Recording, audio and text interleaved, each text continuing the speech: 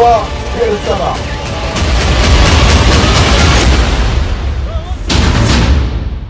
Double धमाका, double हमला, Hamas का खुफिया युद्ध।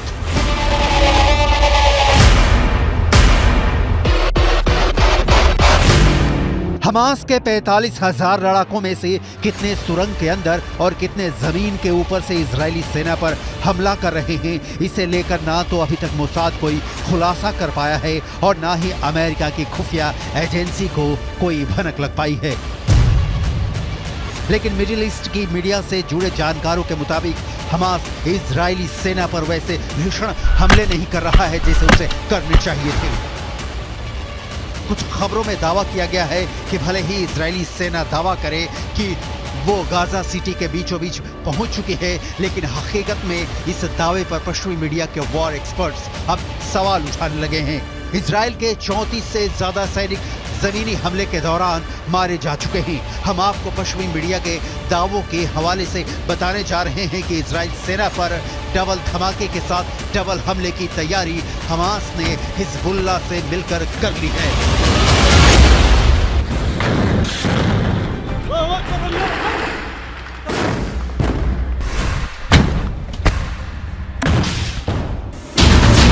इजराइल की वर्दी में हमास के लड़ाके। लगता है इस बार इजरायली सेना, इजरायली खुफिया एजेंसी मोसाद और बिना शेत हमास की ताकत और वॉर प्लान को समझने में बुरी तरह से फेल हुए हैं। 27 अक्टूबर से शुरू हुए दूसरे चरण के इजरायली हमले में दावा किया जा रहा था कि इजरायली सेना एक हफ्ते के अंदर उत्तरी गाजा से हमास के लड़ाकों का सफाया कर देगी, लेकिन अभी तक इजरायली सेना सिर्फ 400 के करीब सुरंगों को तबाह कर पाई है। इधर हमास ने फिर दावा किया है कि उसके लड़ाके इजरायली सेना को उत्तरी गाजा में हरा देंगे। आखिर हमास इतने बड़े दावे कैसे कर रहा है? कुछ खबरों में यहाँ तक दावा किया गया है कि हमास के लड़ाके इजरायली सेना की वर्दी पहनकर हमले कर रहे हैं।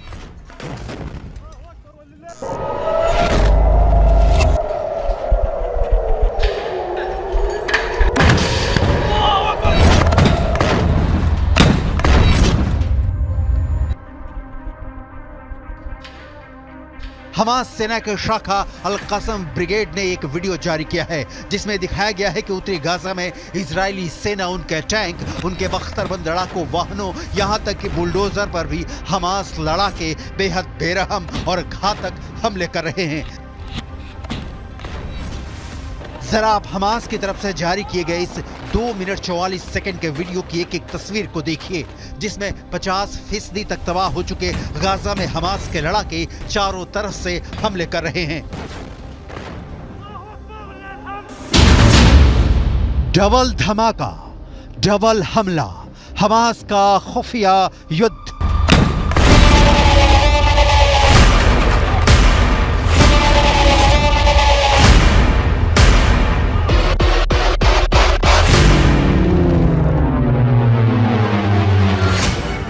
हमास की अल कसम ब्रिगेड के लड़ाके आरपीजी, थर्मोबैरिक ग्रेनेड, रॉकेट से इजरायली सेना पर बेहद पास से हमले कर रहे हैं।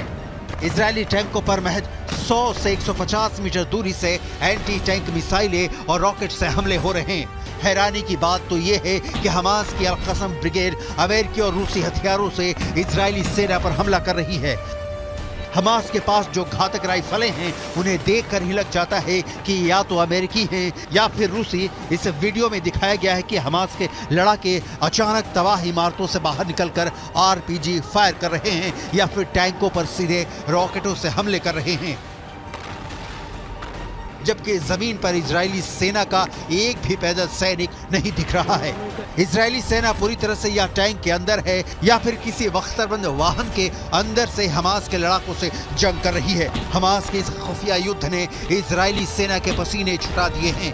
खुद इजरायल के रक्षा मंत्री तक मानने को मजबूर हैं कि उन्हें बेहद क्रूर और शातिर लड़ाकों से जंग करनी पड़ रही है।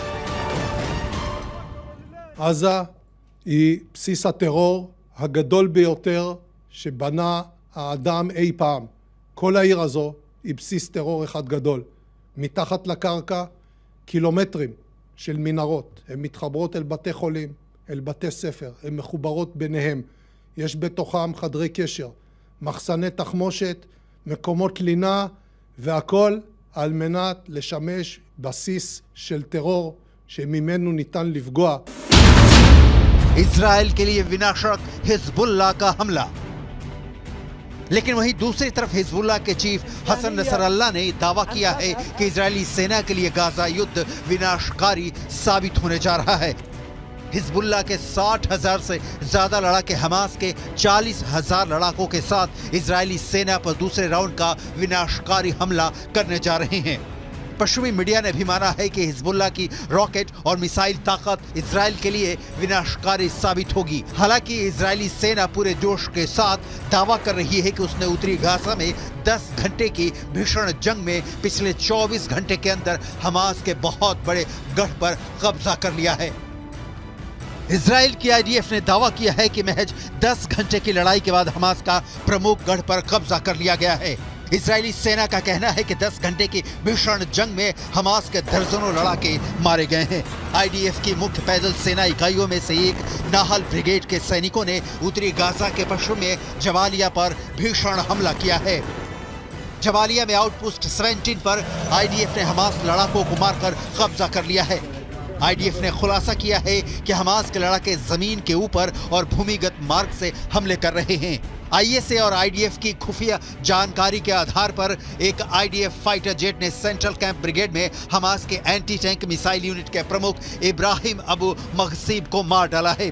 आईडीएफ के मुताबिक अबू मगसीब के मारे जाने से पहले इजरायली सेना और आईडीएफ सैनिकों पर कई एंटी टैंक मिसाइल से हमले करने जा रहा था। इससे पहले हमास के एंटी टैंक मिसाइल के कमांडर मोहम्मद असर को आईडीएफ ने मार डाला था। Fighting. It's not an operation, it's a war.